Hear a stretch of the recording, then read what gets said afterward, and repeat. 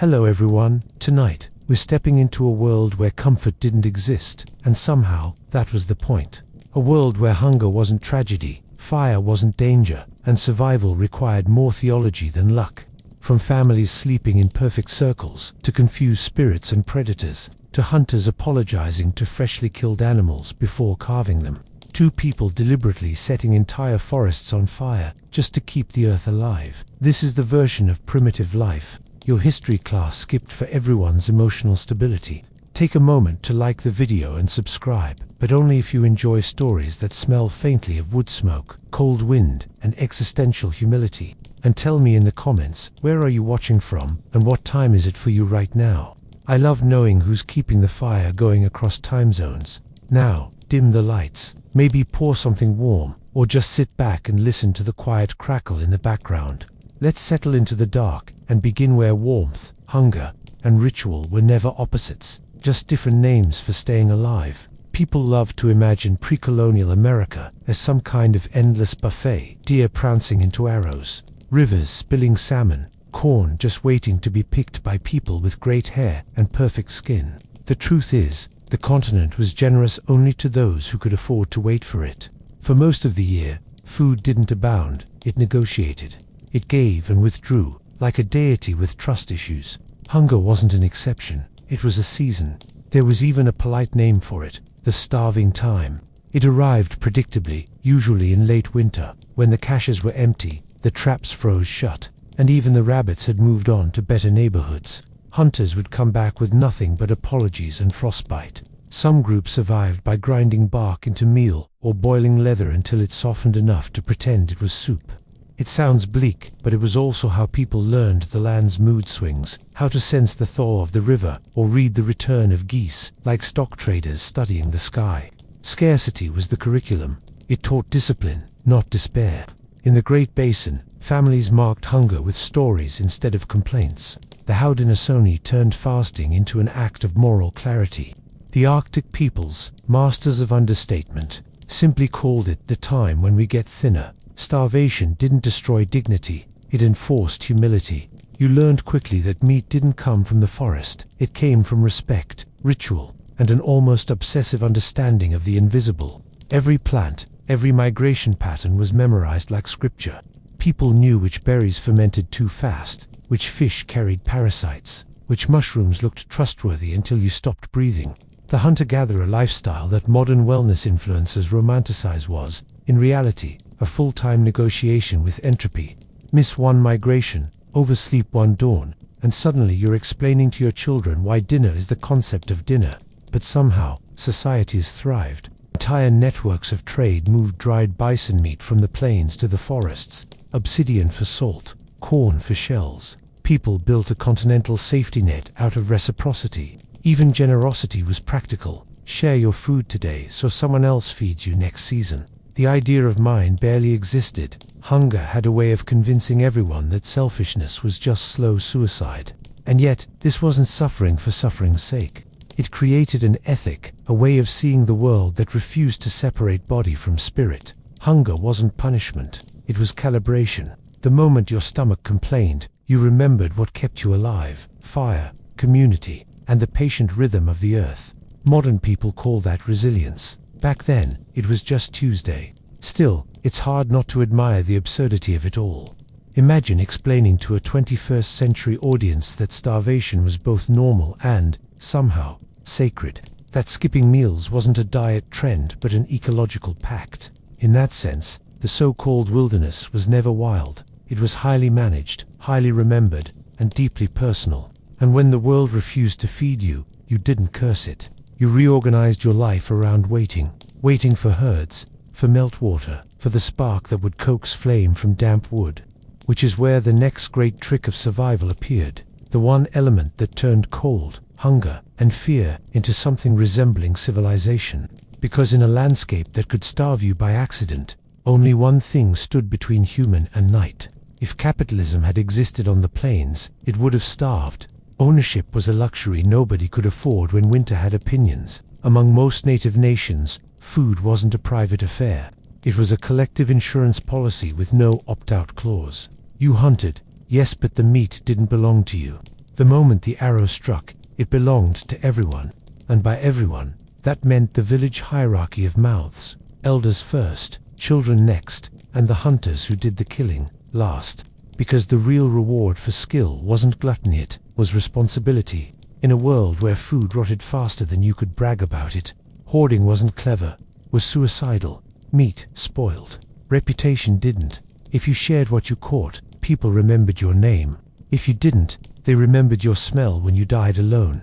Generosity was more than kindness, it was survival strategy disguised as virtue.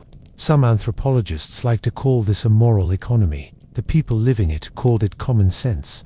This wasn't communism. Either it was ecological realism. Buffalo didn't appear every week. Salmon didn't swim forever. The land fed people unevenly, and everyone knew their turn to starve would come eventually. So, food moved. Plains hunters traded dried meat and tallow cakes hundreds of miles away to forest gatherers who, in turn, sent maize or berries back west. It was a continental choreography of hunger management trade routes built not from greed but from mutual dread. Even rituals of giving like the potlatch along the northwest coast weren't just about spiritual bragging rights. They were about resetting the balance sheet of need. You gave until it hurt, because next season it might. Gifts were insurance premiums paid in fish oil and blankets. The more you gave away, the less likely you were to be left behind when the salmon forgot to return. And still, people went hungry. Famine wasn't rare, it was an expected guest. Droughts swept through the southwest, wiping out crops and pride alike. On the Great Plains, entire communities vanished with the bison herds, following them across borders drawn centuries later by people who'd never eaten desperation. In the Arctic, hunger came not in seasons but in waves, and the Inuit learned to read wind direction like an accountant reads debt. But hunger, paradoxically, didn't erode humanity, it refined it. It forced a kind of ethical arithmetic, how to feed the group without breaking the spirit of the hunt. Food wasn't calories, it was morality. Sharing it meant surviving not just the cold, but your own instincts. To eat while someone starved next to you was to invite spiritual decay worse than physical death.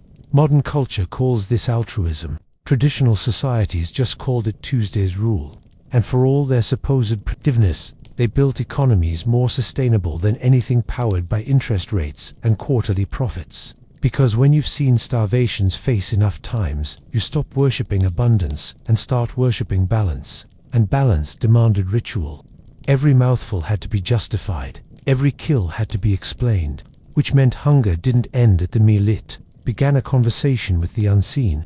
The fire, after all, didn't just cook meat. It witnessed confessions. Some lessons insist on being learned the hard way. Hunger was one of them. It wasn't a punishment. It was an education system older than speech. Among many native peoples, to go without food wasn't just misfortune, it was initiation. You didn't fast because you had to. You fasted because the world refused to speak to a full stomach. The body had to be emptied before it could hear anything worth knowing. Take the plains, where young men seeking visions would walk out alone into the grasslands with no food, no water, and far too much confidence. They'd stay there for days, trembling, hallucinating, waiting for a spirit to introduce itself. What modern medicine would call hypoglycemia, they called revelation. When the hunger deepened, the body blurred, and that's when the animals began to talk. Sometimes literally. The line between spirit guide and malnourished prairie fox was thin, but meaning didn't depend on accuracy. Fasting wasn't limited to men or warriors. In the forests of the northeast, women fasted before ceremonies involving harvest or birth. In the southwest, before the first corn dance, people abstained not just from eating, but from excess gossip, laughter, comfort. The point wasn't suffering, it was alignment. Hunger tuned the body like an instrument, bringing it back into rhythm with the land's pulse. The irony is almost cosmic. Today, people starve themselves for vanity and call it discipline. Back then, they starved for humility and called it prayer. There's something darkly funny about how hunger changed its reputation from a spiritual ladder to a gym membership. But the old way had its own logic. The less you ate, the more you noticed. The sound of the wind through trees became language. The crackling of fire sounded like instruction. Even thirst could be translated, the world whispering that survival wasn't guaranteed, but attention was. And attention, in a landscape that could kill you with indifference, was worth more than food. Shamans especially treated hunger as a passport. Fasting before a curing ritual wasn't optional, it was protocol. An empty stomach was considered a clean channel. Spirits, apparently, preferred uncluttered real estate. Some even claimed that food dulled the senses, that you couldn't see the invisible if you were digesting a rabbit. And hunger did something to the imagination. Deprivation made everything sacred. The tiniest seed, the first spark, the smell of fat dripping into flame, each one felt like grace. It's easy to mock that from a distance, full and warm and scrolling through delivery apps. But imagine a life where the sacred wasn't a concept, it was breakfast finally arriving. That's why fasting wasn't tragedy. It was rehearsal, a way of dying a little to understand how to live.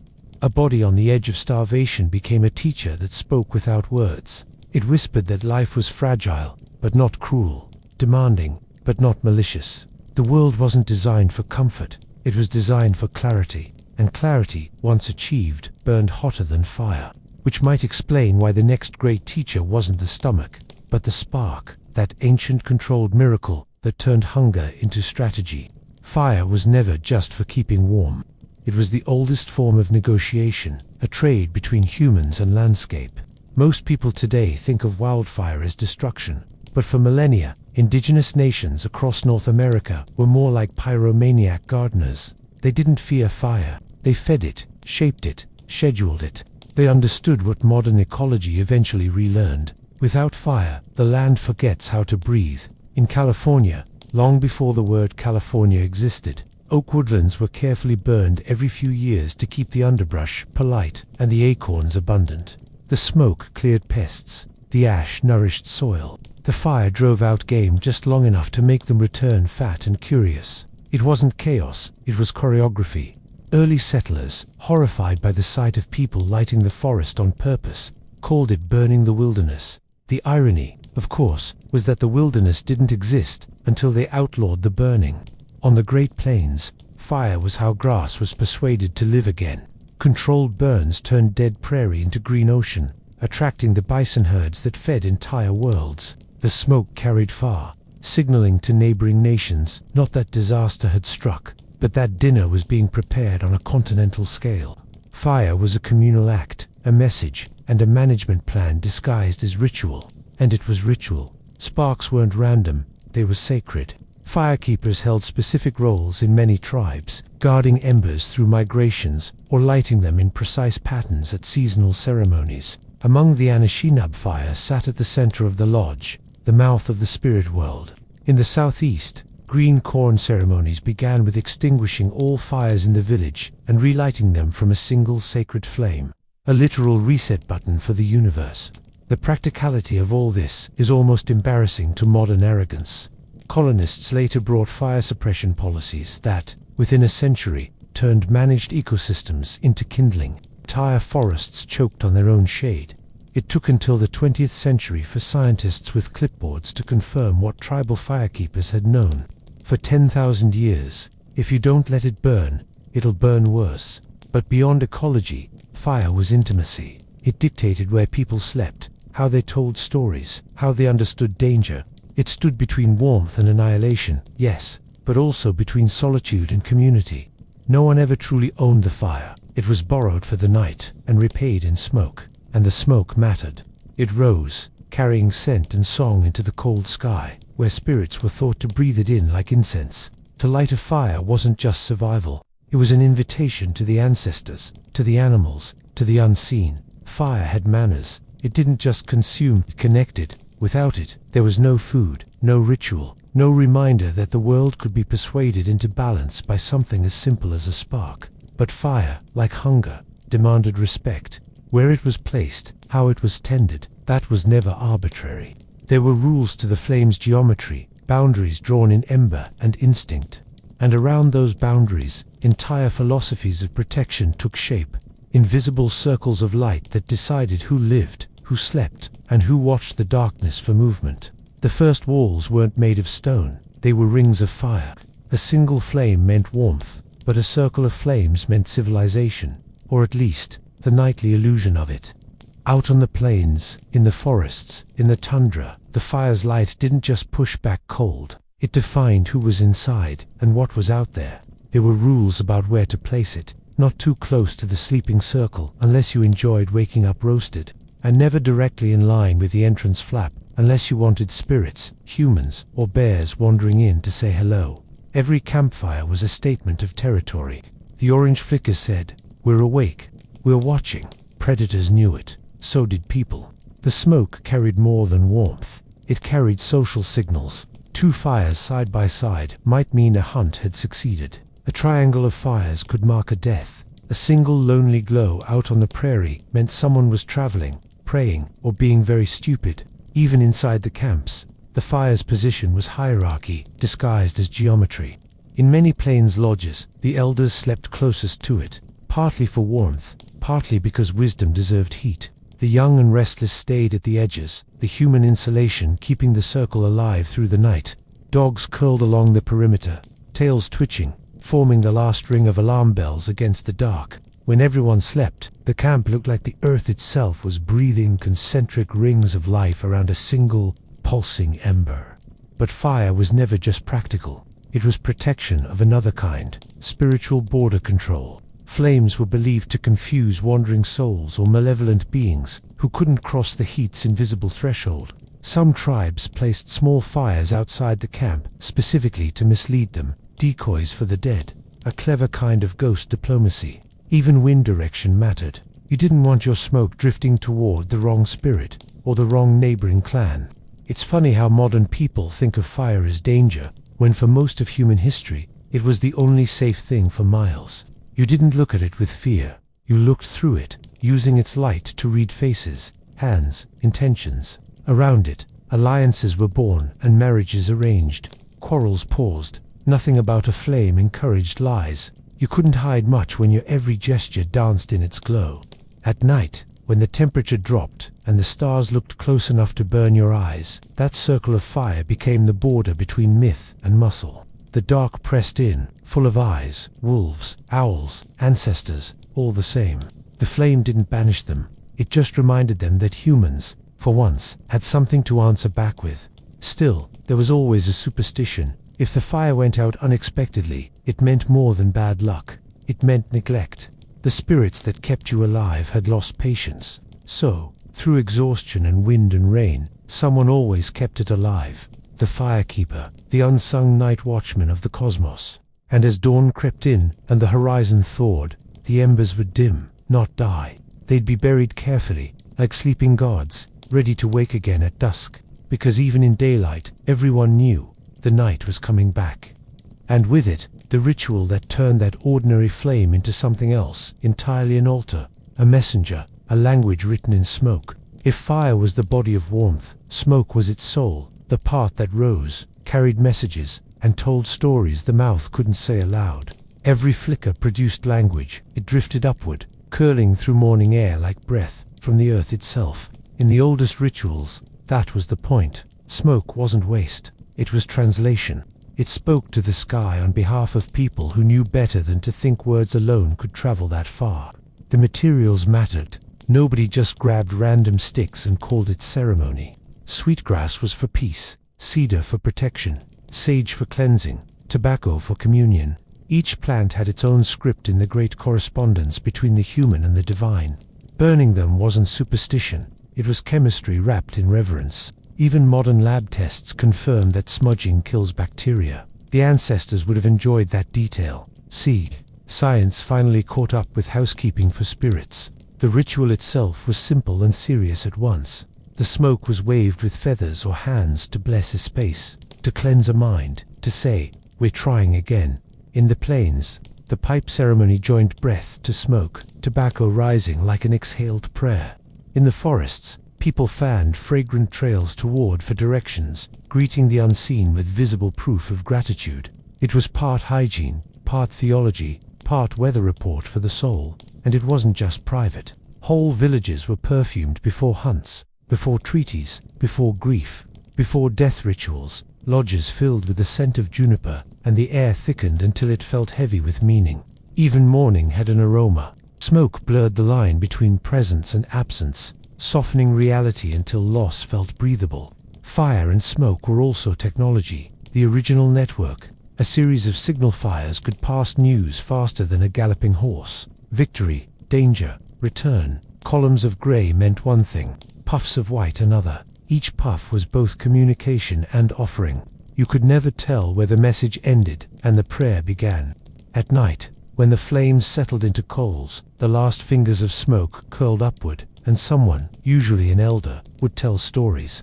Every culture had its bedtime myths, but here, storytelling was maintenance work. Smoke gave shape to memory, and memory kept the world in order.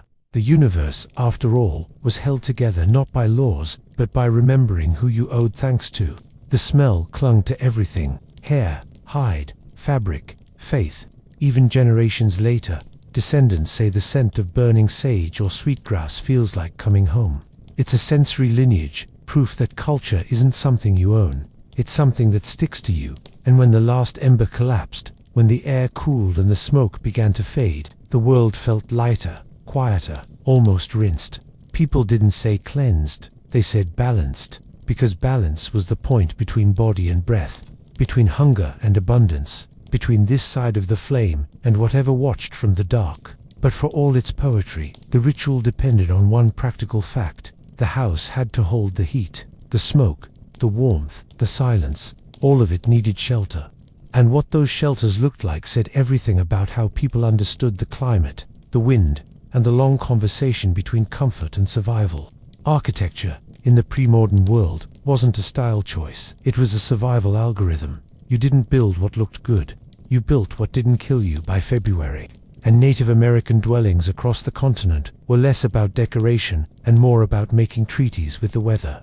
Every wall, every smoke hole, every hide stretched over a frame came from a long argument with climate, and the climate usually won. Take the tipi, that misunderstood icon of Plains life. Outsiders thought it was primitive. Engineers today would call it genius. A conical structure that could be taken apart in an hour, moved, and rebuilt before sundown. Aerodynamic, insulated, and perfectly ventilated by a small smoke flap at the top. The angles weren't aesthetic, they were thermodynamic. Heat rose straight up from the central fire and escaped through the opening, dragging cold air from below in a constant convection cycle. In other words, it had better airflow than most modern apartments. Then there were the longhouses of the Haudenosaunee, great wooden tunnels of civilization, often 100 feet long, housing dozens of families. Inside, each fire pit served 2 households, their smoke curling up to escape through slits in the roof. Privacy was a myth, but so was loneliness. Those walls of bark and timber didn't just hold heat, they held lineage. Grandmothers ruled the house, and men were visitors, welcome as long as they behaved. The architecture itself was matrilineal, built by and around the women who owned everything that actually mattered. Further south, the adobe pueblos of the southwest were exercises in patience and sun psychology. Mud, straw, and time, baked by the same heat that tried to erase them. The thick walls stored daytime warmth and released it slowly through cold desert nights. Windows were few, entrances strategic, and staircases optional depending on whether you expected company or conquistadors. Each pueblo was a calendar, aligned with the sun solstices, proof that architecture wasn't about comfort, but cosmology. Up north, survival meant going underground. The semi-subterranean homes of the Inuit and the Aleut were half-buried, half-breathing. Roofs of driftwood and sod trapped heat from seal oil lamps, while entry tunnels forced cold air to drop before it could enter the living space. In the Arctic, open concept meant we froze to death. The materials were local, which is a polite way of saying snow, bone, and whatever the sea reluctantly surrendered. Across the continent, one truth repeated: insulation came from cooperation. Houses were made, not to isolate individuals, but to concentrate warmth, literal and social. People slept shoulder to shoulder, bodies aligned like logs, feeding a shared fire. The result wasn't luxurious, but it was effective. You could survive blizzards, droughts, and mosquitoes large enough to file taxes. Modern architecture still hasn't caught up. We build for privacy, for style, for the illusion of independence, and then wonder why our homes feel cold. These older structures weren't beautiful because they were ancient. They were beautiful because they worked. And inside those shelters, where every breath fogged the air and every creak of wood reminded you that the world outside was still trying to kill you, people found warmth in numbers and ritual. They didn't sleep alone, they slept in circles, which, depending on where you stood, was either social order or survival choreography. If you could float above a winter camp at night, you'd see geometry disguised as survival. The sleeping circle wasn't just a social arrangement, it was physics with emotional intelligence. In the center, the fire burned low, its glow pulsing across faces and furs. Around it, layers of people radiated outward like ripples from a stone dropped in water. Each ring had a purpose: elders and infants nearest the heat, adults on the next line, dogs and guards pacing the outer rim where the dark pressed in. This wasn't arbitrary. The human body loses heat fastest from its core, and fire only warms what it sees. So the elders, the memory of the group, slept close enough to feel the coal's breath. Children next to them absorbed not just warmth, but stories. Outside that, the adults formed the wall, a living insulation system powered by duty and body heat. And the dogs, loyal, hungry, unbothered by etiquette, slept where cold met threat. There were alarms, heating devices, and gossip detectors all at once. Sleeping in a circle also meant sleeping in hierarchy. You knew your place not from rank or wealth, but from how close you were to the flame. The closer you slept, the more the group depended on you. But everyone faced inward, toward the fire, toward each other. No one's back was to the community. Even sleep was a kind of meeting. It's tempting to romanticize it. That warm glow, the soft breathing, the ancestral coziness, but the truth was practical. The nights were long, the cold relentless, and the predators curious. The circle wasn't cute. It was defense disguised as intimacy. A spatial algorithm evolved through trial, error, and teeth marks. Among some plains groups, the arrangement extended beyond sleep. The camp itself was circular, with families forming rings around the communal fire. Then warriors, then animal pens, and finally the watchposts. Order radiated outward, not upward. The center symbolized the heart, both spiritual and literal, and everything beyond it was protection, not distance. Even when they migrated, that order followed. Camps could be packed and rebuilt within hours, yet the fire always returned to the same sacred spot, the middle. The middle was stability. You could move across an entire continent, but you never lost your orientation.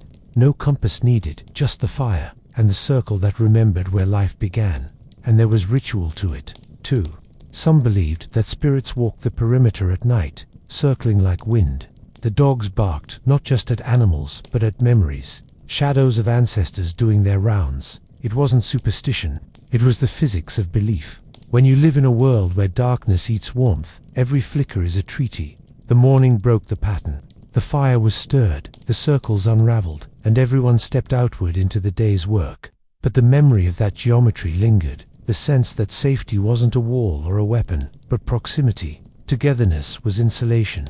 And from that warmth, the next miracle unfolded, the art of keeping what little you had. Because out there, food didn't spoil by accident, it spoiled from ignorance. The same intelligence that arranged the sleeping circles extended to the smokehouses and racks, where preservation became its own kind of prayer. In a world without refrigerators, intelligence smelled like smoke. Food preservation wasn't chemistry, was theology you could chew. Every tribe had its own gospel of dryness and patience, written in salt, wind, and stubbornness. You didn't just save food for later. You prepared for the season when later might not come. The process itself was equal parts science and ceremony. On the plains, thin strips of bison meat were cut along the grain, laid on racks over slow fires, and dried until they sang when snapped. The smoke wasn't there for taste, it was a preservative, the original antibiotic.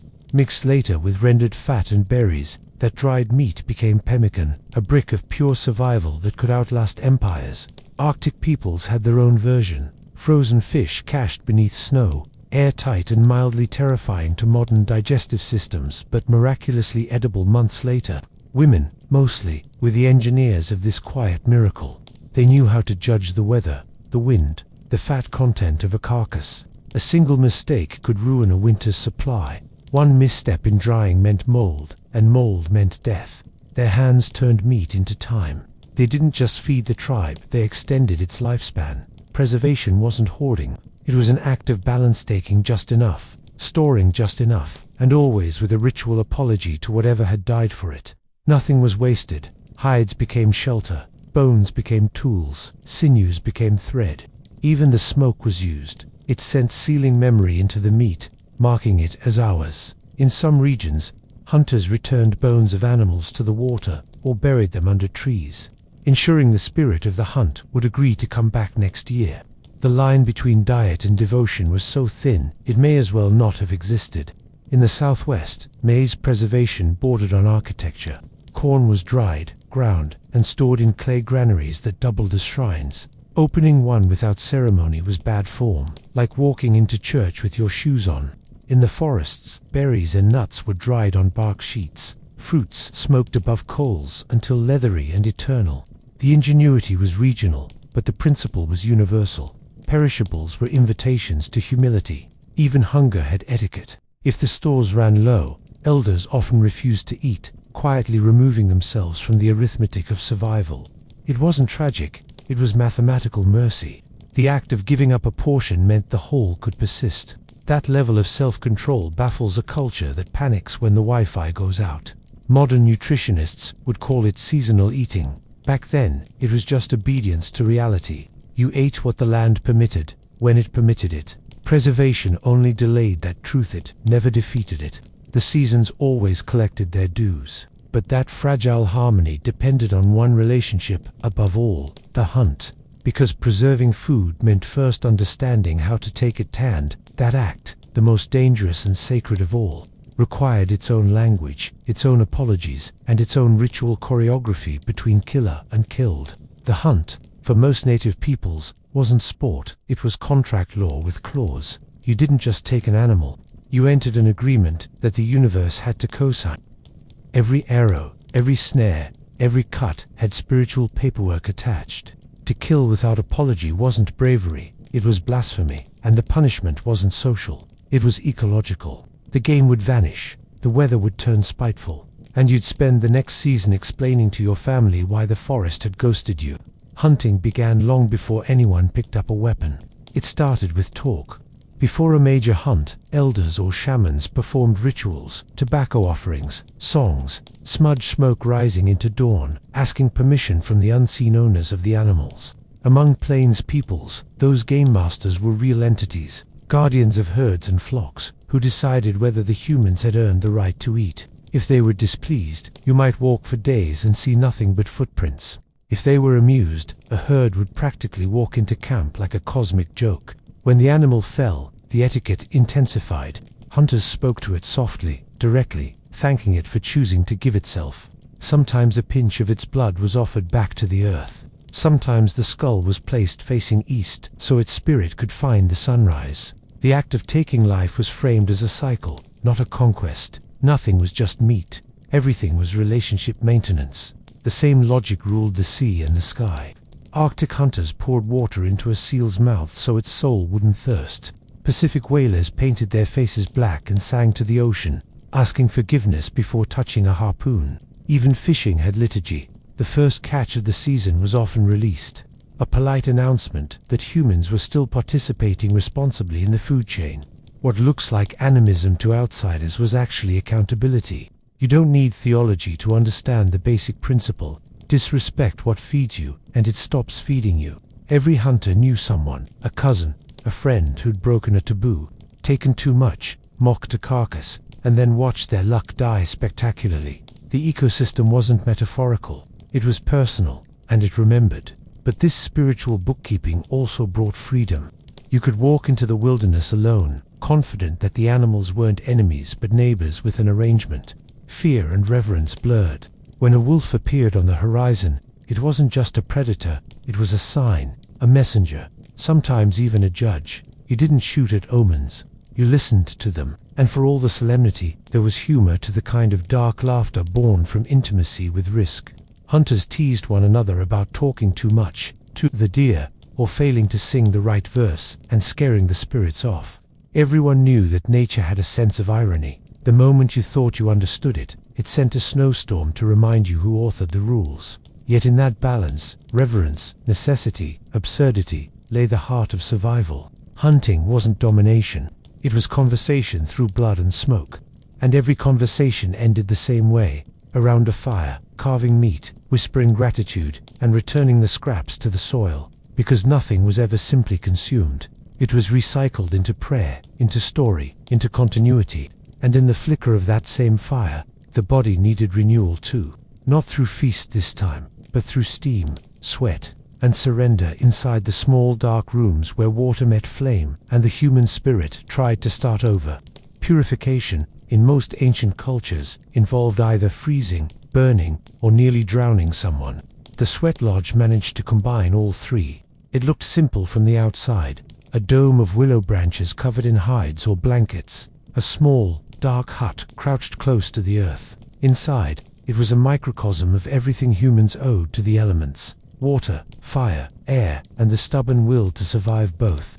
The process began with stones, not ordinary ones, but grandfathers, chosen with care, heated until they glowed like the insides of volcanoes. They were carried into the lodge with tongs made from branches, laid into a pit, and treated with the kind of reverence modern people reserve for Wi-Fi routers. Once the flap closed, the world disappeared. The air turned liquid, the darkness pressed. Then came the hiss. Water poured over hot stones, bursting into steam, thick enough to erase the line between skin and air. The heat wasn't punishment, it was conversation. In that suffocating womb, sweat replaced speech. People sang, prayed, or said nothing at all.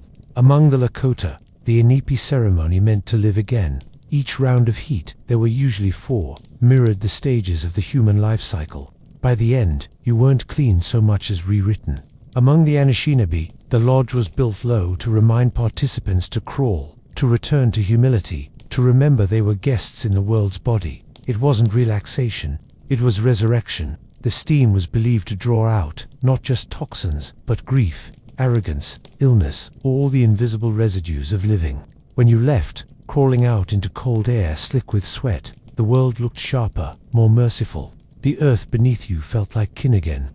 And yes, there were practical effects. Pores opened, lungs cleared, bacteria died heroic deaths, but the deeper truth was symbolic. The body was just another ecosystem, and it needed tending. Different nations used different ingredients: sweetgrass, cedar, sage, tobacco, the same plants that fed the fire outside. Some added herbs to the stones for fragrance or for specific prayers. The mixtures were empirical in the best sense, tested by centuries, adapted by seasons, each lodge a mobile pharmacy powered by geology. Inside, hierarchy dissolved. Chiefs, warriors, shamans, and children sweated together in the dark. Titles meant nothing when you were naked and steaming in a pit. The air didn't care about status, it only cared about sincerity. It's hard to lie when you can barely breathe. And there was humor, always. Someone inevitably complained too soon, and everyone else mocked them as the one who melts first. Another cracked a joke about smelling like roasted corn. Even purification had laughter, not because it was easy, but because it was shared. When it ended, people stepped outside and plunged into water, rivers, lakes, snowbanks. The shock wasn't an afterthought. It was the seal of the ritual. The body met the opposite of fire, and the balance was restored. The ceremony had boiled you down to your essentials, then rebuilt you molecule by molecule in cold forgiveness. From that rebirth, the next act of life followed naturally: hunger. Not the desperate kind, but the sacred rhythm between fasting and feasting. Denial and gratitude, that defined an entire calendar of survival.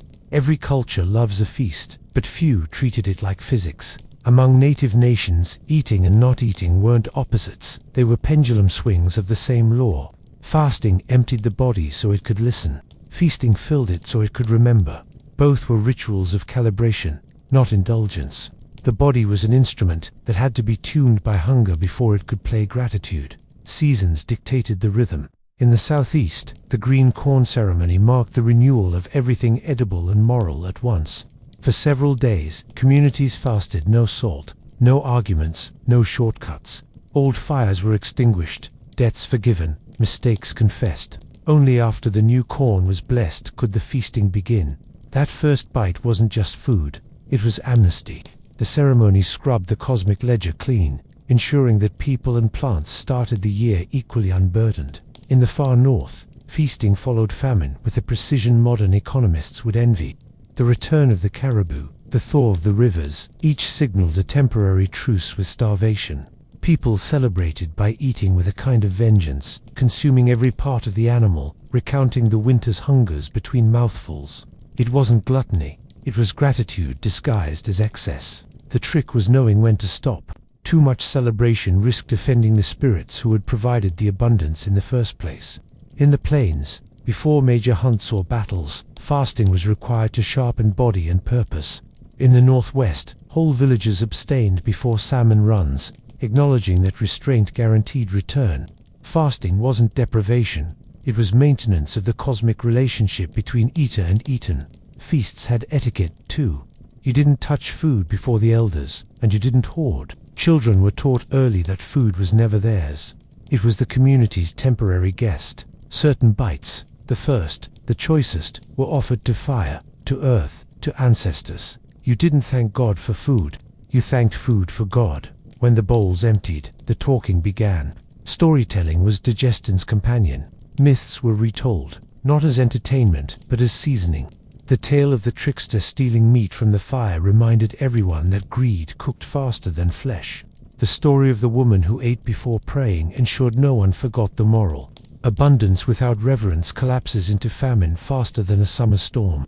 The fasting that followed wasn't punishment for overeating, it was rhythm. The stomach learned to echo the landscape full when the rivers ran, hollow when they froze. The heart followed. Modern society thinks of eating as pleasure or survival. Traditional ones treated it as prayer with texture. When food finally returned, when the fast broke, the first breath of cooking smoke was ceremony enough. The scent alone was divine proof that the world hadn't forgotten you. Fasting reminded people of dependence. Feasting reminded them of debt. Together, they created balance, the single most sacred commodity on the continent. And balance didn't end at the table. It burned just beyond it, in the flames that judged oaths, blessed marriages, and illuminated stories that were half history, half warning. Fire wasn't just for eating by, it was where law was spoken and the truth was forced to sweat. Every civilization invents its own courtroom. Europe had marble halls. Early America had a ring of light in the dirt. Fire was the judge, the witness, and sometimes the jury. You didn't swear on a book, you swore on the flame that could see what you were made of. Lying near it was considered not just rude, but suicidal. Fire had a long memory and no patience for hypocrisy. In the longhouses of the Haudenosaunee, major decisions were made around central fires that never went out. They were fed with ceremony, tended by women, and treated as the heartbeat of the Confederacy. The flame connected families, clans, nations, a literal federation of embers. When disputes arose, people spoke in its glow, not over it. Fire heard everything, so everyone tried to sound wise. Some succeeded. On the plains, councils met under stars, their faces half lit, half in shadow, an ideal setup for politics. The same fire that cooked supper also ratified alliances, punished deceit, and warmed whoever could stay awake long enough to listen. When the embers popped, elders called it the spirits agreeing. When the smoke stung someone's eyes mid-argument, they said it was the ancestors interrupting. No one ever won an argument with the smoke. Fire was also archive. Before writing, it stored memory and performance. Stories were told to the rhythm of crackling wood, not to entertain but to preserve. Around the flames, mythology and lore braided together. How the world began, why taboos existed, which mistakes got your ancestors eaten. The younger ones listened, pretending not to, already memorizing every word, because forgetting was the only real crime. Every winter, when the cold locked the land and movement stopped, storytelling season began. The fire's light became theater, the smoke, scenery, trickster tales, origin myths, heroic hunts all came alive in the flicker. Some were funny, some terrifying, all instructional. You learned ethics through absurdity. The fox who lied, starved. The man who mocked the gods found his food stolen by ravens. It was moral education through roast session. And always, fire-mediated justice. Oaths were sealed by placing offerings, tobacco, cornmeal, fat, into the flames. If the fire flared, truth had been spoken. If it hissed, someone was lying. No paperwork required. Sometimes, punishment was symbolic, banishment from the circle, denial of warmth. To sit in darkness while others glowed was exile enough. It's hard not to envy that simplicity. Today, Law lives in paperwork and electricity. Back then, it lived in heat and memory. No one could pretend the rules were cold. They literally burned. When the councils ended and the fires dimmed, someone always stayed behind: a storyteller, a night guard, a grandmother with more to say. The embers still glowed faintly, waiting for dawn, for children to stumble out and poke at the ashes. What they saw wasn't just yesterday's fire. It was continuity still breathing. And from that warmth, another discipline followed, one colder, quieter, and infinitely less forgiving. If the fire taught order, the weather taught humility, and no law, written or spoken, could overrule what the wind decided. Nature doesn't negotiate, it instructs. And for most native peoples, the weather wasn't background noise, it was a faculty with tenure. Storms graded your humility. Droughts tested your memory. The curriculum was relentless. You learned the world, not from books but from windburn, frostbite, and the occasional lightning strike that corrected overconfidence more efficiently than any sermon. Children were trained early to read the sky, a change in wind direction, a ring around the moon, the smell of rain mixed with dust, all meant something. The Arctic peoples could feel pressure shifts through their bones, predicting blizzards without instruments. In the southwest, farmers studied the color of morning clouds to forecast monsoon behavior. To live was to memorize the atmosphere. Weather wasn't small talk, it was survival protocol. But the lessons weren't purely practical. Weather had temperament, agency. It rewarded or punished depending on behavior. If someone mocked a storm, the elders said it would come looking for them personally. The Lakota described thunder as the voice of powerful beings, the Wakiya who carried storms on their wings. Lightning wasn't a symbol of anger. It was communication, a brief, electric memo from the divine. When drought struck, ceremonies unfolded, not as superstition but as diplomacy. In the Hopi snake dance, prayers for rain involved handling the messengers of the sky themselves. Live snakes, coaxed into carrying petitions back to the clouds. Plains nations held sun dances, their participants fasting and piercing flesh in painful reciprocity, reminding the cosmos that humans still understood what it meant to give. Nature didn't owe them balance, they owed it to her. Survival meant emotional discipline as much as technical skill. You couldn't curse the cold or scold the wind. The moment you treated weather as enemy, you lost the conversation. The Inuit have dozens of words for snow because they respected nuance. You didn't just call everything white and expect to stay alive. Each variation required a different response, a different humility. The humor that came with this was dry, appropriately so. When storms flattened camps or floods ruined harvests, the old ones shrugged. The spirits must have wanted better entertainment. Laughter was defiance and submission in one breath. It acknowledged power without surrendering dignity. And that power was constant. A sudden silence in the forest, an odd stillness in the air. These were omens. People froze, mid-task, listening. Sometimes it meant predators, sometimes it meant ancestors passing by. The weather was the stage for the invisible, and sensitivity to its mood was spiritual etiquette. Western science eventually caught up, translating the same instincts into barometers and data. But the old way never saw a distinction between physics and reverence. Thunder was both pressure differential and divine punctuation. Drought was both atmospheric imbalance and moral feedback. The earth didn't separate science from story, it insisted they share a bed. And at night, when the wind finally softened and the stars returned from exile, people sat by their dying fires and talked quietly about the next morning, about how they'd face it, shape it, appease it. Because no one believed they could control the elements. The real wisdom was learning to synchronize with them. And synchronization with land, sky, flame, and appetite was the secret foundation of survival. It wasn't about domination, it was about rhythm. That was the lesson hunger, fire, and ritual had always tried to teach, that balance mattered more than comfort. The modern world adores comfort, but comfort is a lousy teacher. The people who first learned this continent didn't aim to be comfortable, they aimed to be in rhythm. Hunger, cold, fire, and ceremony weren't adversaries.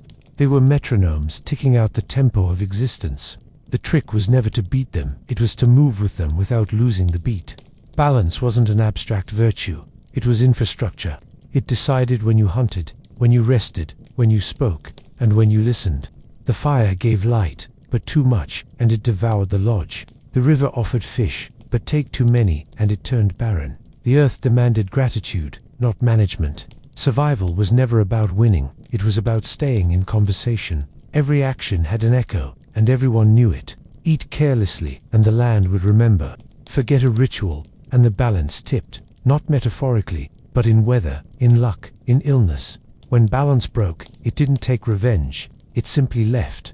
And when it left, everything fell silent. The irony is that the technologies modern people worship, thermostats, pantries, insulation, were designed to erase this dialogue. They removed friction, and with it, meaning. The old world understood that discomfort was communication. When the cold crept into the lodge, it wasn't cruelty, it was a reminder that fire needed tending.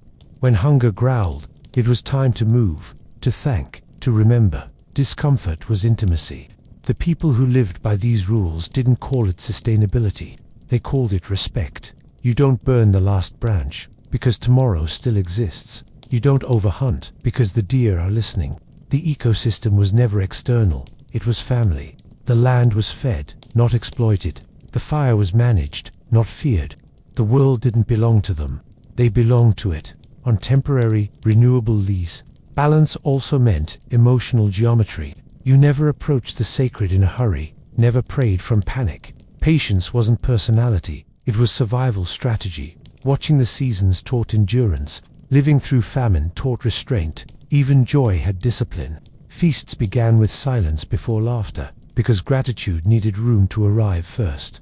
That balance extended to identity itself. A person wasn't measured by what they owned or even what they produced, but by what they maintained. Harmony in the camp, peace among kin, respect for the invisible. Power without humility was considered a disease. Knowledge without generosity, a deformity.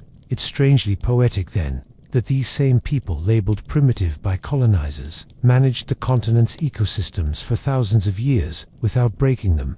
Their comfort was earned, cyclical, and temporary by design. Ours is permanent, synthetic, and spiritually bankrupt by accident. Maybe that's why the stories persist, the ones told by firelight, sung over smoke, whispered into the wind. They aren't nostalgia, they're reminders. The land doesn't demand worship, only attention. Fire doesn't crave sacrifice, only care. Hunger doesn't humiliate, it teaches. Balance wasn't just a philosophy. It was the quiet architecture beneath every act of survival. The unspoken rule that to live well, you must live lightly. Because the world, generous as it can be, never promised comfort. It promised continuity. If you behaved. It started long before anyone could write down a recipe for staying alive. Back then, memory was muscle, and forgetting was a terminal condition. A cut that got infected wasn't an accident, it was a failed transmission. The first scientists weren't men in coats, but women with soot under their nails, and children watching their every move. They didn't run experiments, they lived them. Which roots burned, which ones soothed, which river bent toward safety, all of it was archived in the softest, most perishable medium imaginable, the human mind. And yet, somehow, it lasted. Around the fire, someone always began to speak, not to entertain, but to preserve. The story of the boy who followed the pale mushrooms and didn't come back. The tale of the woman who heard the owls too soon before winter. None of it was metaphor. It was data compression. Survival knowledge disguised as tragedy, encoded in rhythm and fear. To remember was to belong. To forget was to risk the whole group. Language was the only vaccine available against extinction. Every myth began as a manual. And still, the most dangerous thing anyone could do was forget. A single omission, a missing verse, a misremembered scent, a direction left unspoken, could cost lives. Whole families vanished because a detail slipped. So people exaggerated the truth until it stuck. The poisonous berry became the devil's eye. The safe one became the tear of the moon. Hyperbole was evolution's sticky note. The more absurd the warning, the longer it survived. Fear was mnemonic. You might not recall a plant's Latin name, but you'd remember that it screamed if plucked after sundown. Songs carried the rest. A melody could cross mountains faster than a messenger. It's strange to think of it now, but rhythm once replaced maps. Along the trade routes of memory, verses marked where to dig for water, where the sun fell on dangerous ground, where the land hummed beneath your feet, because the animals passed there at dawn. A song was a GPS that never needed charging, lest the singer forgot the second verse. It's hard to imagine how many lives depended on perfect pitch. Forgetfulness, in those days, wasn't a quirk of age, it was treason against survival. The human brain was the only library around, and every shelf was fragile. When a storyteller forgot a line, it wasn't embarrassment that followed, but silence, the kind that smelled like danger. The wrong word about which root to boil could send a fever through an entire family. Memory wasn't sentimental, it was infrastructure. That's why myths grew teeth. They learned to bite when ignored. If the story of the swamp spirit scared a child enough to stay out of the water at night, then it had done its job. Knowledge was behavioral design before psychology had a name. People didn't invent gods to worship. They invented them to remember. Every warning needed a costume, and fear happened to be the most durable fabric available. But forgetting had its temptations. Memory was heavy, too many rules, too many Some young hunters, eager to prove themselves cleverer than the old, skipped the songs and mocked the spirits. The forest, unimpressed, swallowed them whole. There are traces of this lesson everywhere, in the flood myths, in the fallen cities, in the bones found where no one should have gone. Human arrogance and collective amnesia have always shared a pillow. Still, the world had ways of reminding: drought, frost, sickness. Each disaster was a syllabus review. Pain reinforced what memory dropped. It was an ongoing experiment between human fragility and nature's patience. To forget was to rewrite the experiment from scratch, often with blood. And so stories adapted, learned new disguises, shifted metaphors to stay alive, just as people did. The next phase of this evolution wasn't written in fear though. It was sung soft, rhythmic, and endlessly precise. Somewhere between hunger and horizon, someone discovered that melody could hold direction. A rhythm was easier to keep than a compass, and a song could remember what a map forgot. Across deserts, along coasts, through forests so thick they muffled thought itself, people learned to lace geography into sound. Each verse was a waypoint, each repetition a rehearsal for survival. You didn't sing because you were joyful, you sang because silence meant you might never find your way back. There are still traces of it. In Australia, routes once stretched for hundreds of kilometers, invisible except in song. Each verse described a landmark, a bend in a river, the smell of a certain flower. Miss a line, and you'd miss the well that waited behind it. In the Arctic, hunters hummed under their breath, keeping rhythm with the memory of safe ice. Even now, anthropologists stumble on fragments of lyrics that double as weather reports, medicinal guides, moral codes, whole libraries condensed into breath and vibration. It's strange how the voice became the most reliable survival tool. When people sang, they weren't performing, they were rehearsing reality. Tone could mean distance, tempo could mean danger. A change in rhythm might warn that the mountain ahead had shifted, that the floodplain was no longer safe. A melody that bent slightly in pitch might point toward shelter. In a world without metal or ink, the human throat became both archive and compass. And when those voices faded, new ones learned them by echo. That's how knowledge migrated, not through conquest or trade, but through lullabies. Mothers sang to children about rivers they'd never seen. Hunters murmured to apprentices about stars that no longer shone where they once did. Geography was generational. Survival required harmony, quite literally. Yet even harmony needed something sharper to endure, something that could make a lesson impossible to ignore. Fear, it turns out, is an excellent teacher. Cruel, yes, but effective.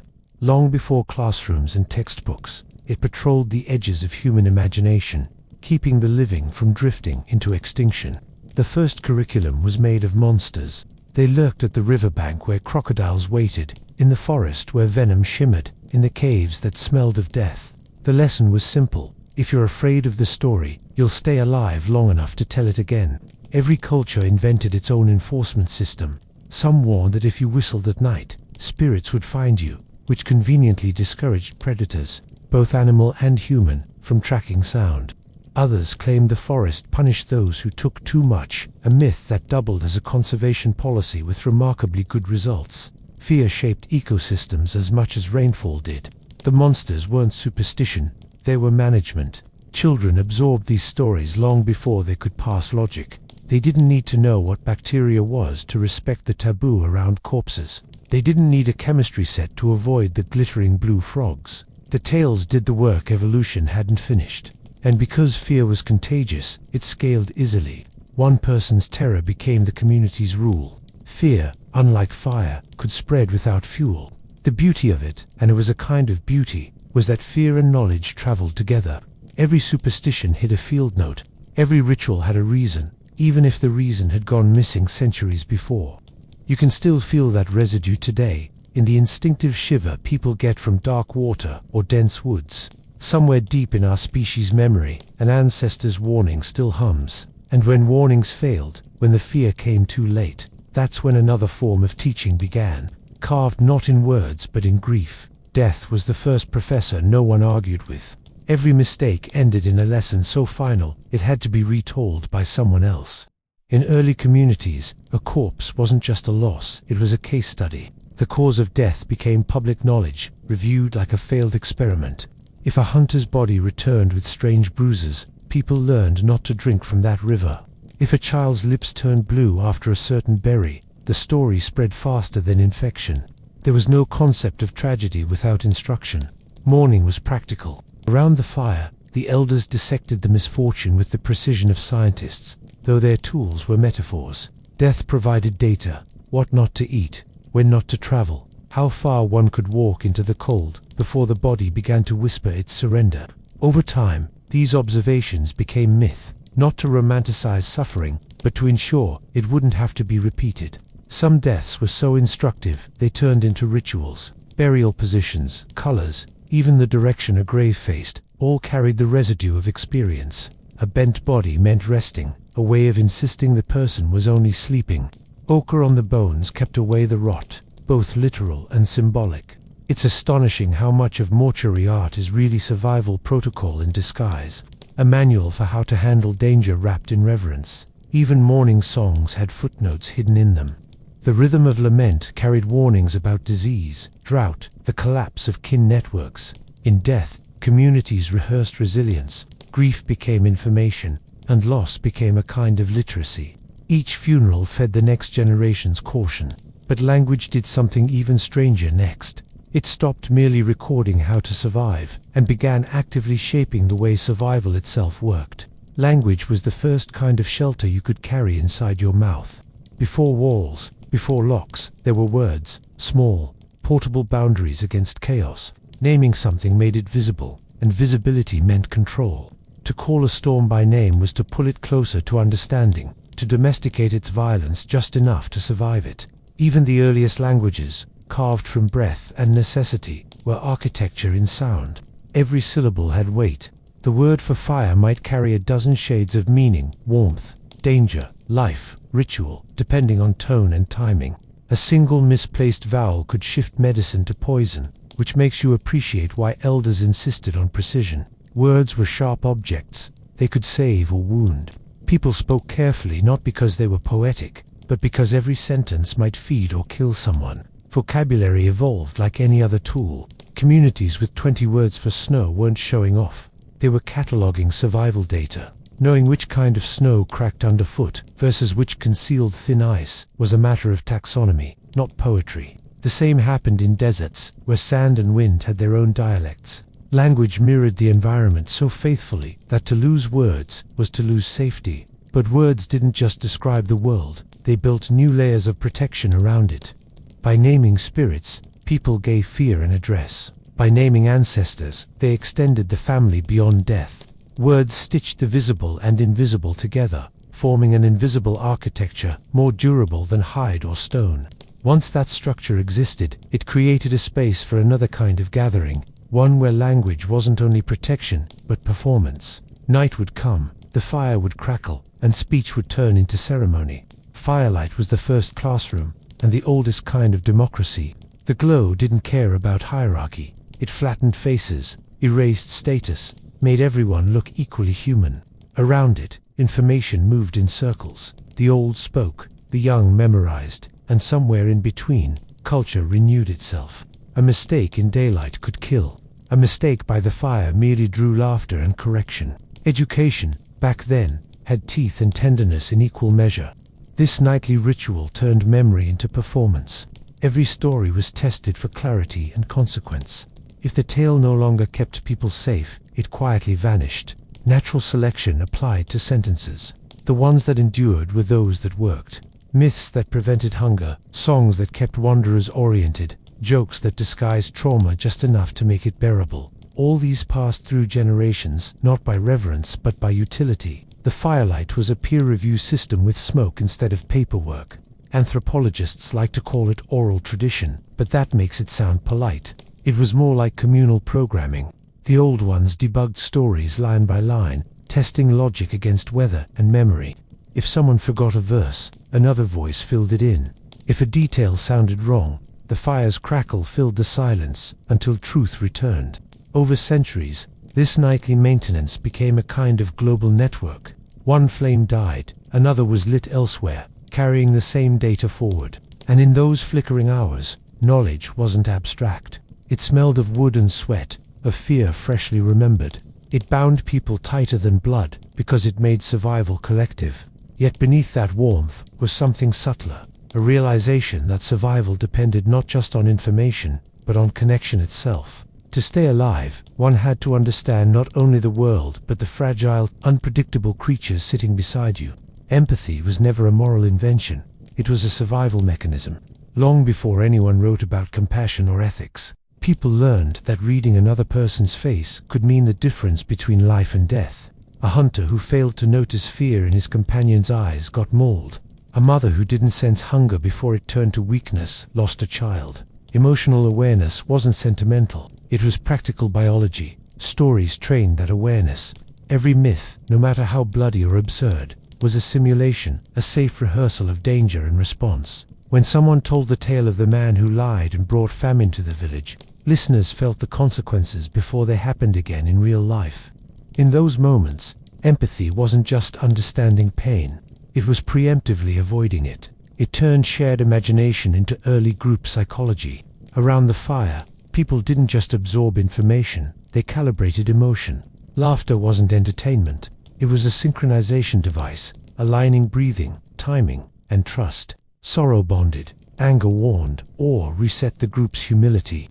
These exchanges stabilized communities the way gravity holds planets. Isolation, by contrast, was fatal. A person who couldn't feel for others was as dangerous as a broken tool. Empathy also extended beyond humans. Hunters spoke to animals they killed, apologized, explained, thanked. Plants were harvested with ceremony, stones addressed before being moved. It wasn't superstition, it was ecological diplomacy. By personifying the world, people maintained balance with it. Understanding what another being needed was the first form of ethics, and the last line of defense against arrogance. But empathy alone couldn't sustain the species. At some point, the stories themselves began to change shape, not just describing the world, but instructing it, codifying knowledge so precisely that myth and science blurred beyond recognition. At some point, the distinction between myth and manual quietly dissolved. A story stopped being a metaphor the moment it began saving lives. Flood myths, for example, weren't simply morality plays, they were environmental records, geological memories stored in metaphor. Somewhere, an ancestor had watched the sea crawl inland and decided that memory alone wasn't enough. Fear would keep the lesson fresher. So the flood became divine punishment, and the rule was simple: respect the tides or drown. Across the world, myths began functioning as data archives. Creation stories hid cosmological models. Healing rituals preserved pharmacology, which leaves cooled fever, which roots purged poison. Even gods of war encoded sociological instruction: when to strike, when to retreat, when to sacrifice pride for collective survival. The divine was just the packaging. The content was empirical. People worshipped their own observations, because that was the safest way to keep them intact. It's a peculiar kind of genius, really, turning raw observation into narrative insulation. Myths evolved like software patches, updating themselves as the environment changed. A drought would rewrite a pantheon. A new animal migration could spawn a god. It wasn't delusion. It was an early scientific method wrapped in poetry. Every chant, every taboo, every ritual carried a trace of fieldwork disguised as faith. And then, slowly, literacy appeared. Once ink joined memory, stories froze. The living science of survival became text. sacred but static. Knowledge stopped breathing. Yet even in that fossilized form, something of the old rhythm survived the need to retell, reinterpret, relive. And that brings us to what's left today, the remnants of a world where the spoken word itself was alive, still echoing faintly beneath our languages, waiting to be excavated like bone. Every story that survives is an artifact, not carved in stone, but in air. Anthropologists sift through them the way archaeologists sift through sand, brushing off layers of metaphor to find the fossil of a fact. Beneath the poetry of creation lies a memory of drought. Beneath the curse, a warning about parasites. Beneath the miracle, a record of medicine made from bark or bone. The spoken word, in that sense, is the oldest form of technology we still use daily, an invisible tool that rebuilt itself with every mouth that carried it forward.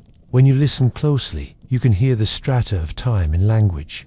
A proverb in one culture matches a warning in another, separated by oceans, but joined by necessity. Don't follow the light into the forest. Never sleep near still water. Fire is a friend that eats. These aren't coincidences, they're convergent evolution in human thought, proof that intelligence needed no laboratories to replicate itself. Each phrase is an ancient experiment's residue, polished by repetition, disguised as wisdom. Even now, the ruins of those oral sciences live in the way people speak without knowing why. A fisherman who says the sea is angry, a parent who warns of bad air, a farmer who reads clouds like scripture. They're performing rituals older than writing, preserving hypotheses older than history. We've renamed their instincts intuition, but they were once methodology. The difference is only cosmetic. To study old stories, then, isn't nostalgia. It's fieldwork across millennia. Under every tale is a survival equation written in metaphor and memorized in fear, laughter, and love. The first humans didn't just pass on culture, they passed on calibration. They tuned language to environment, emotion to ecology, memory to survival. And the miracle is that the system still works. The words remain alive, whispering what the body has long forgotten, but the species still remembers. Comfort, as an idea, is younger than agriculture. For most of human history, no one aimed to feel good, they aimed to stay balanced. Warmth had to be earned, hunger had to be managed, and softness was a temporary visitor, not a lifestyle. Even the word comfort would have sounded suspicious to most ancient tongues, the kind of word that might tempt spirits to test your endurance. The universe, they believed, kept its accounts tidy. Too much ease in one corner meant trouble in another. Archaeologists love to romanticize early settlements as people finally making life easier, but those first farmers weren't seeking pleasure, they were gambling with chaos. Farming meant floods, insects, droughts, and the horrifying discovery that stored grain can rot faster than hope. The sick joke of civilization was that it didn't bring comfort, it brought risk. And yet, even in their first walled towns, people didn't build thick mattresses or heated floors. They slept close to the ground, sometimes on reeds, sometimes on woven mats that bit back a little. Too much softness dulled the body's conversation with the earth, and in that silence, bad things could grow. Among nomadic peoples, comfort wasn't even a category. The idea of making things easier made no sense in a world where survival depended on staying alert to every sound, smell, and shift in the wind. An easy moment was just the calm before a storm or a predator. The lesson was repeated across continents. When life gets too smooth, it's about to slide. It's funny, rarely humans invented gods, laws, and architecture before they invented the pillow. For tens of thousands of years, balance not pleasure was the closest thing to divinity. Even later, when temples started rising and merchants started trading silk, the ideal remained the same. Don't tempt fate by getting too comfortable. The Greeks had a word for it, hubris, but so did everyone else, in their own way. The Inuit, the Bedouin, the Highland monks, they all shared the same quiet wisdom. Too much of anything, even warmth, invites correction. And correction often came through nature and unexpected frost. A failed harvest, a fever that burned through the village like divine punctuation. Life kept reminding people that the goal wasn't comfort, it was calibration. To live was to adjust endlessly between too much and too little, too hot and too cold, too full and too empty. That delicate equilibrium was never an accident, it was a training, a kind of apprenticeship to the planet. And the first teachers, of course, weren't human. They were the elements themselves, especially the cold, which had a way of teaching without mercy. Cold doesn't negotiate. It's the oldest instructor humanity ever had, and it never accepted excuses. In the north, where even breath turned solid, people didn't survive by fighting the cold, they learned from it. The lesson was simple. Resistance wastes energy, but rhythm saves it. That's why Arctic dwellers moved slowly, spoke softly, and slept in cycles timed to weather more than sunlight. Their lives were tuned like instruments, not armored against nature but in sync with it. When early explorers first saw them sleeping on ice or walking barehanded through snow, they mistook it for indifference. They thought, these people must feel nothing. In reality, they felt everything, every flicker of wind, every change in pressure, every subtle betrayal of the horizon that hinted at a storm. The cold had trained them to read silence like a scripture. Even in temperate zones, where winters only flirted with cruelty, discomfort was a trusted tutor. Highland shepherds slept in open fields with their flocks, not because they lacked roofs, but because roofs dull the senses. You can't hear a predator or smell a shift in the air from behind stone. A life to shield it was a life out of tune.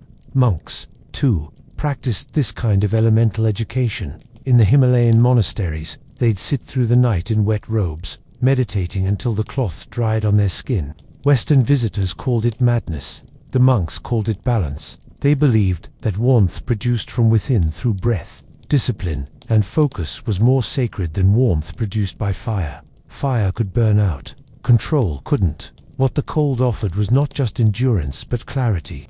It stripped life down to its essentials. The sound of cracking ice was a sermon. The frostbite on a finger was a reminder that the body is both fragile and astonishingly adaptive. For many cultures, to fear the cold was natural, but to avoid it completely was sacrilege. Comfort blurred the edges of reality. Cold sharpened them until truth hurt again. And from that pain came precision. Hunters could track animals through scent frozen mid-air. Mothers could tell the temperature by how their infant's breath condensed. Even the architecture snow shelters, stone windbreaks, woven hide, tents followed principles of tension and release, not indulgence. The cold's final lesson was humility. It reminded people that warmth is temporary, food is fleeting, and balance is never owned, it's rented, minute by minute.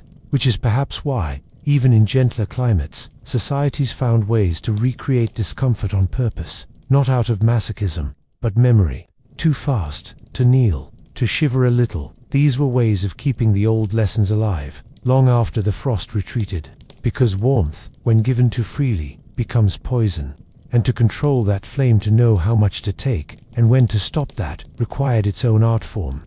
Fire was never meant to make anyone comfortable. It wasn't a tool for leisure, it was a fragile treaty with chaos. Every flame was both promise and threat, and most ancient societies treated it like a guest who could turn violent if ignored. The hearth wasn't just a place to warm your hands. It was the living heart of equilibrium, the line between light and too much light. Anthropologists often describe early campsites as circular for social cohesion. That's polite academic shorthand for people were afraid of the dark. The circle wasn't symbolic, it was defensive. The fire sat in the center, not to entertain but to mediate. Too far, and the cold reclaims you. Too close, and your skin blisters. Somewhere in between lay the correct distance from death. That was balance. Among nomadic groups, the position of fire changed with the season, the wind, even the presence of strangers. It was adjusted like an altar. The smoke had to rise straight. The sparks had to fall toward the east. The first ember couldn't be blown by the wrong mouth. Fire was moody, selective, hierarchical. Women guarded the household flame. Warriors carried portable embers wrapped in moss, and children learned early that ashes weren't waste, they were memory. When fire became easy, when wood was abundant, or someone discovered oil, the rules didn't disappear. In Japan, for example, the household kamado was still worshipped as a goddess, and her anger was said to manifest through chimney accidents. In Greece, the sacred flame of Hestia burned in the heart of every city, and to let it die was political blasphemy. In the Andes, communities extinguished all fires once a year just to relight them from a single communal spark, rebalancing the world's warmth. Even monasteries understood that too much fire could dissolve discipline. The Benedictines had strict limits. The hearth was for prayer, not indulgence. In colder orders, monks warmed their fingers one at a time, as if rationing comfort. The idea was the same everywhere. Fire could purify, but it could also soften the will, and softness was one step from decay. To modern eyes, this sounds cruel, but the ancients didn't see asceticism as deprivation. They saw it as geometry. Fire, in excess, made people sleepy, careless, swollen with self-satisfaction. In balance, it made them alert, grateful, almost holy. That's why the hearth was always cleaned before sleep. No embers too high, no coals left hungry. A badly tended fire didn't just burn homes, it burned luck. So when the night closed in, and the last sparks dimmed to red, people sat watching them fade, not because it was pretty, but because it was education. Every tongue of flame was a miniature lesson in moderation. You could warm yourself, yes, but only if you respected the line between comfort and collapse. And that line, thin as it was, extended far beyond the hearth. It reached into how people judged character, strength, and even love itself.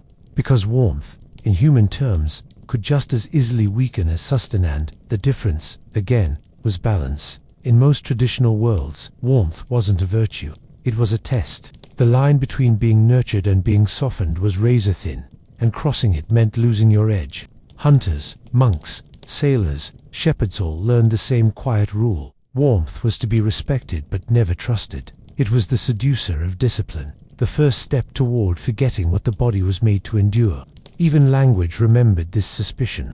In Old Norse, to grow warm could mean to lose alertness. In early Slavic prayers, excessive heat symbolized moral decay. Across continents, heat wasn't comforted, was a temptation to stop paying attention. And when you stopped paying attention, you died. Among steppe warriors, young men trained to sleep in thin furs, deliberately exposed to the wind. The elders said that to be too warm was to risk rotting from the inside. Among mountain monks, the body's craving for warmth was something to outwit.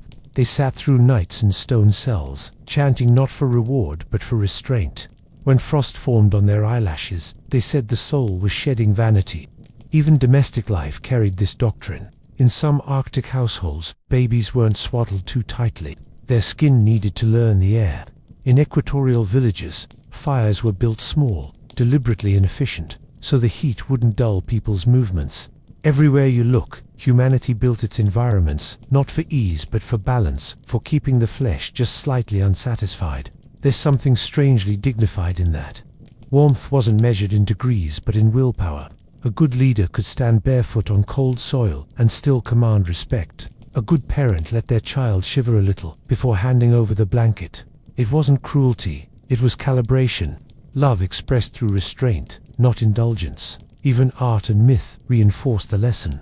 In Greek tales, Icarus melted, not from ambition alone, but from heat-proof, that closeness to the sun dissolves the very structure that carries you. In Buddhist parables, comfort was the great delusion that leads souls to sleepwalk through suffering. Warmth without awareness was the spiritual equivalent of drowning in honey. And so, generation after generation, humans learned to live inside, the tension never too soft, never too hard. They dressed in layers meant to be removed with humility, not luxury. They built fires they could still step away from. They raised children who understood that the world doesn't owe you warmth. It only lends it, briefly. But that philosophy required more than just control, it required listening.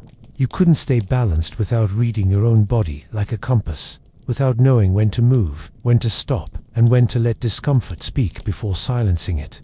Which is where the body itself became the next teacher, the oldest, most reliable barometer of balance we ever had. Before thermometers, barometers, and wearable devices that tell you when to breathe, the human body was the weather report. Every ache, tremor, and bead of sweat meant something precise. People didn't need to ask how cold it was. Their knees told them. The skin wasn't an obstacle to the world, it was the interface. In most traditional societies, the body wasn't just in nature. It was an extension of it. The pulse matched the rhythm of the hunt. The breath followed the wind, and the stomach dictated when the tribe moved camp. The body translated the invisible humidity, altitude, illness long before science named them. You knew the rain was coming because your bones hummed, not because you saw clouds. Fasting, sweating, or shivering weren't inconveniences. They were instruments of calibration. Desert dwellers learned to read thirst the way we read traffic lights. They didn't drink every time they felt dry. Thirst itself was a map, guiding pace and patience. Arctic hunters trained their bodies to conserve warmth through stillness. Their muscles learned to hibernate in place. It wasn't stoicism, it was literacy. Modern anthropology calls this embodied knowledge, but to ancient people, it was just life. You were supposed to know how to move without thinking, when to seek shade without looking, how to breathe with the tide. A person who couldn't sense their own limits was considered broken, spiritually or physically. In some languages, there wasn't even a word for pain as something separate from the world. It was simply pressure, a sign to realign. This sensitivity went beyond survival. Dancers, warriors, and shamans treated their bodies as instruments finely tuned to unseen frequencies. The trembling before trance wasn't weakness, it was signal. The fever during initiation wasn't infection, it was awakening. Every pulse and chill had meaning, every imbalance a story to decode. Somewhere along the way, that fluency faded. The invention of comfort dulled the dialogue. Clothes got thicker, walls got tighter, and soon the body forgot how to listen. Now we panic at every shiver and medicate every ache, mistaking silence for health. But the old way was different. The goal wasn't to avoid pain, it was to understand it, to let the body speak in its ancient, precise dialect. The body, after all, was the first scientist and the first instrument of ritual. When it trembled, it taught humility. When it adapted, it confirmed the universe's balance. But there was a limit to what flesh could teach. The environment, too, had its own grammar language of shelter, shadow, and space that humans once knew by instinct. Because in the end, no one truly lived inside walls. They lived with them half in, half out, always negotiating with the wind, never completely closing the door. For most of history, a roof was a suggestion, not a guarantee. The first shelters weren't built to shut the world out, they were designed to bargain with it. A wall kept the wind out, yes, but it also had to let smoke escape, sound travel, and spirits pass freely. To seal yourself too tightly was to suffocate. To build a perfect fortress was to forget how to breathe with the world. Early dwellings, tents, huts, caves, lean-tos, were not feats of engineering but conversations. Every beam, every patch of hide, was adjusted to weather, to season, to mood. Nomadic families treated their shelters like clothing, something you wore lightly, took apart often, and rebuilt with care. The goal wasn't permanence, it was adaptability. If the wind shifted, so did the entrance. If the air grew still, they opened the roof. He didn't conquer the elements, he kept them talking. Archaeologists like to call these homes primitive, but they were perfectly tuned ecosystems. The plains dwellers' conical tents vented smoke just enough to keep insects away without killing the flame. Steppe herders built circular felt huts that breathed with the day, warm in morning, cool by night. Even in tropical forests, where humidity tried to swallow everything, people built homes on stilts to let the air pass underneath, as if reminding the earth not to cling too tightly. The most remarkable thing is how temporary it all was. People didn't expect a home to last forever. They expected it to serve its moment. When it broke, they fixed it. When it decayed, they thanked it. The modern idea of maintenance didn't exist because decay itself was part of the balance. A house that never aged would be monstrous proof that its inhabitants had stopped living in time. And so, homes were porous doors facing sunrise, sleeping mats near the fire, gaps in the wall wide enough to hear the night breathing. Privacy was never the goal.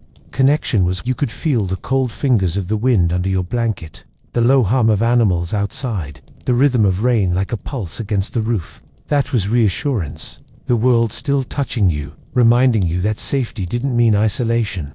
Even permanent architecture kept traces of that dialogue.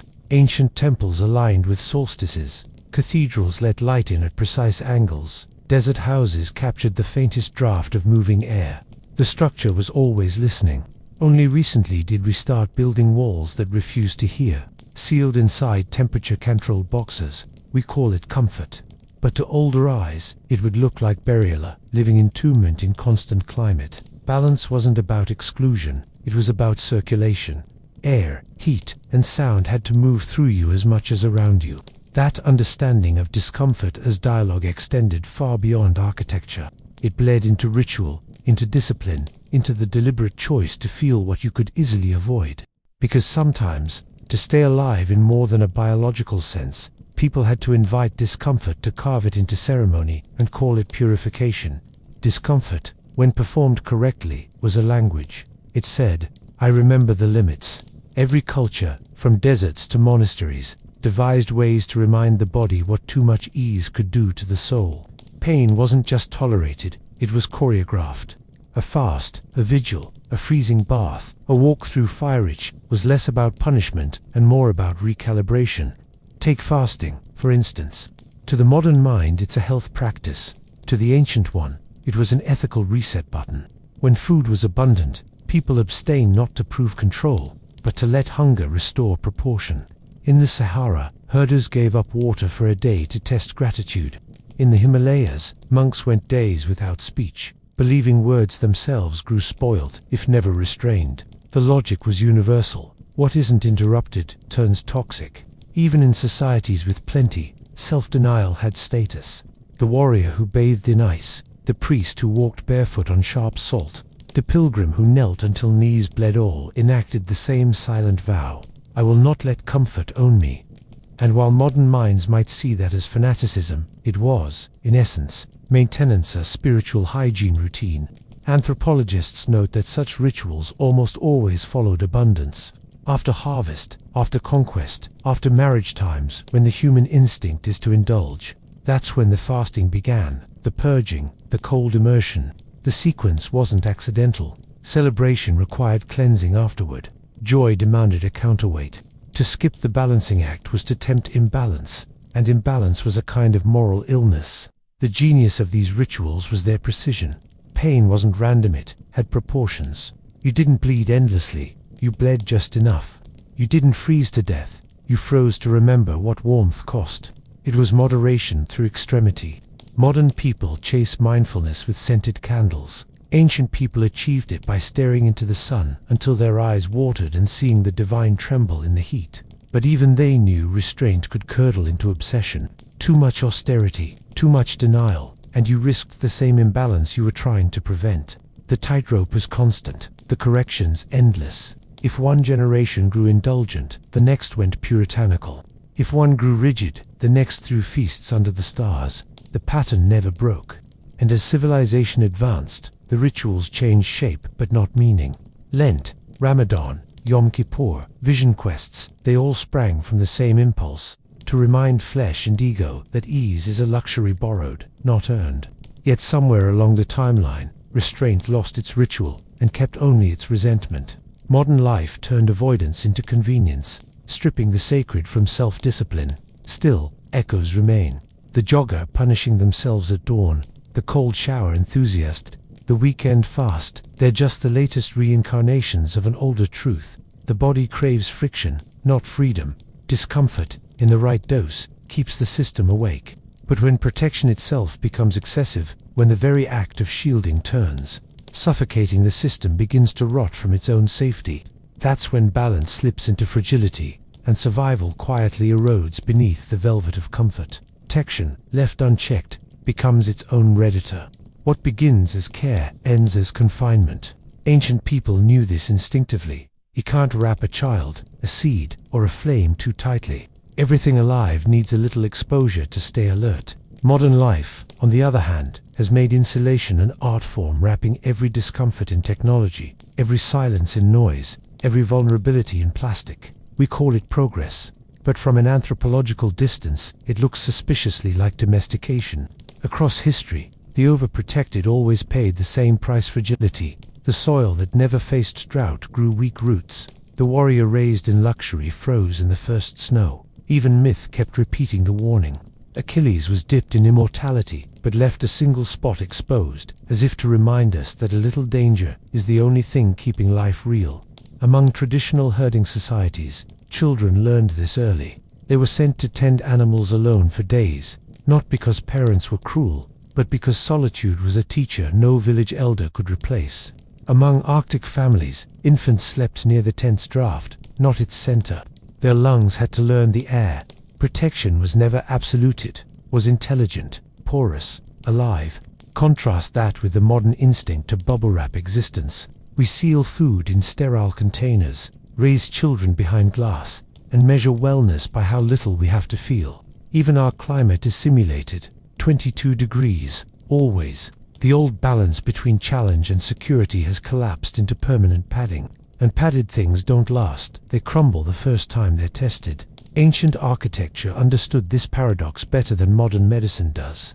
A hut that flexed with the wind survived storms, a rigid wall shattered. Resilience required exchange. The body had to meet the cold, the mind had to meet silence, the child had to meet fear. Without contact, systems wither. Without risk, identity dissolves. Ritualized danger once served this purpose. Coming-of-age ceremonies, initiation hunts, pilgrimages through wilderness, they all provided controlled doses of chaos. A young person left the safety of the group, met the world's indifference, and came back balanced. The lesson wasn't courage, it was proportion. You can't understand safety until you've felt its absence. And yet, we keep multiplying our shields, helmets, laws, insurances, disclaimers, filters, each designed to neutralize the unpredictable. In doing so, we've accidentally erased the very conditions that built human adaptability. Our immune systems, our emotional thresholds, even our attention spans, atrophies in comfort. The most dangerous environments now are not the wild ones, but the padded ones, where nothing ever resists you. Ancient societies feared chaos. We fear inconvenience. But both extremes betray the same anxiety, losing control. The trick, they believed, was not to win against the world, but to lean into it, to live in the friction, not outside it. That's what they called harmony. Because the goal was never happiness. Not really. Happiness was too light, too fleeting. What people wanted, what they built their myths and rituals around, was equilibrium. That invisible midpoint where the body, the land, and the spirit stopped arguing for a moment and simply agreed to exist. Happiness, as a cultural invention, is remarkably recent. For most of human history, no one expected to feel good all the time. They expected to stay aligned. The idea that life should be pleasant would have sounded absurd to anyone before the modern age. What mattered wasn't joy but rhythm, the balance between hunger and feast, solitude and speech, gain and loss. The universe didn't owe you happiness, it demanded participation. In Taoist China, harmony was the highest virtue, not victory, not comfort, not even morality. The goal was to move as water moves, giving way without giving up. The same principle pulsed through Andean cosmology, where humans existed to maintain reciprocity between worlds, not to dominate, but to feed and be fed in turn. The Quechua word, animient sacred exchange, and breaking it, taking more than you returned, was seen as spiritual theft. Balance wasn't abstract. It was economic, emotional, ecological. Greek philosophy carried its own version, sophrosine, the art of self-restraint, of staying centered amid abundance. Aristotle didn't say happiness was pleasure, he said it was functioning well. A life lived in proportion. Even suffering had its rightful place, a corrective weight in the cosmic equation. The Stoics would have rolled their eyes at self-care culture. They already knew that comfort dulls the virtues it pretends to protect. Across indigenous cosmologies, the message was strikingly consistent: harmony over happiness. Among the Inuit, laughter was medicine, not lifestyle. It restored balance to a tense camp, diffused anger before it froze into violence. In the Amazon, shamans purged not to feel better, but to cleanse imbalance. Too much ego, too much fear, too much attachment. Balance was not peace but movement, a delicate oscillation maintained through awareness. Even in the Christian monastic world, joy was treated like fire, holy when controlled, dangerous when pursued. The Benedictine rule warned against excessive mirth, not because laughter was evil, but because it unmoored the spirit from discipline. The highest state wasn't bliss, it was stillness, a kind of living equilibrium between sin and sanctity, noise and silence. The obsession with happiness arrived only when humans stopped believing in balance, when the natural rhythms, hunger, cold, death, boredom, were smoothed out by technology and convenience. We began demanding an emotion to replace them. Happiness became the word we used for what balance used to give us, and, predictably, it never lasts. Old cultures didn't chase feeling, they chased fit. A person in balance didn't need to be happy. They were right-sized, correctly positioned within the endless seesaw of the world. That's why so many rituals, from fasting to dance to prayer, were rhythmic. The aim was not ecstasy but synchronization. the body remembering the universe's tempo. And when that rhythm falters, when comfort freezes movement and silence is replaced by static, people start mistaking imbalance for normal life. The result isn't pain, it's amnesia, a forgetting of what life feels like when it hums correctly. That forgetting, more than anything else, is the tragedy of modernity. The old people had few luxuries, but they remembered the pulse of balance in their bones. We, padded and well-fed, have replaced it with a thermostat. The body no longer remembers how to read the air, and the spirit no longer remembers what it's for. Which leads us to the final correction, the one nature always delivers to civilizations that forget the old rule. Comfort, left unbalanced, calls forth its own redditor, collapse. Somewhere along the way, softness became a strategy, not the softness of moss or worn leather, the good kind that coexists with tension, but the sterile softness of insulation. The modern world is padded, climate-controlled, noise-cancelled.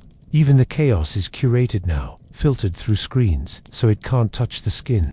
It's remarkable, really. A species that once slept under lightning now panics when the Wi-Fi flickers. Softness feels safe, but it comes with a quiet side effect. Forgetting how to read discomfort, how to interpret hunger, how to sit in silence without drowning in it. Anthropologists call this cultural amnesia, the loss of ancestral literacy, the knowledge that used to live in muscle and bone. For millennia, our ancestors memorized balance, not with words, but with sensation, the way cold bites, the way wood smokes when wet, the way the body finds sleep without a clock. Those lessons aren't gone, they're just buried under foam. You can see the evidence everywhere. The body, confused by abundance, rebels with allergies and anxieties. The mind, deprived of real danger, invents imaginary ones. Even architecture has forgotten its grammar. Windows that don't open, air that never smells of weather, light that burns at the wrong hour. It's not decadence, exactly, it's sensory malnutrition. The more we insulate ourselves from nature, the more we lose the instincts that once kept us human. Old cultures treated forgetting as a kind of death. Myths warned of what happens when people stop performing the rituals, stop tending the fire, stop listening to the earth. Crops failed, animals fled, ancestors turned silent. Forgetting wasn't psychological, it was ecological. The universe withdrew its conversation. And in many ways, that's what's happening now. We've muted the dialogue between body and world, and the silence feels like safety. But safety without awareness isn't peace, it's anesthesia. The modern condition, endless comfort, is less a triumph than a trance. Rooms at perfect temperature, food available at the tap of a finger, darkness banished by electricity. We've achieved the impossible, a life without seasons. Yet, in erasing the extremes, we've erased the meaning that lived between them. The ancestors wouldn't call this progress, they'd call it imbalance, the kind that doesn't announce itself with famine or frost, but with numbness, the loss of contrast, the steady flattening of experience until nothing registers as sacred or dangerous anymore. A civilization that never shivers, never sweats, never hungers, never waits. That's not a success story. That's a species drifting out of sync with its own design. And maybe that's what the world is quietly correcting again. Storms growing stronger, summers stretching longer, systems shaking themselves awake. Not punishment, but reminder. A tap on the shoulder from something older than memory, whispering the same old rule. Balance was never comfortable. It was just true.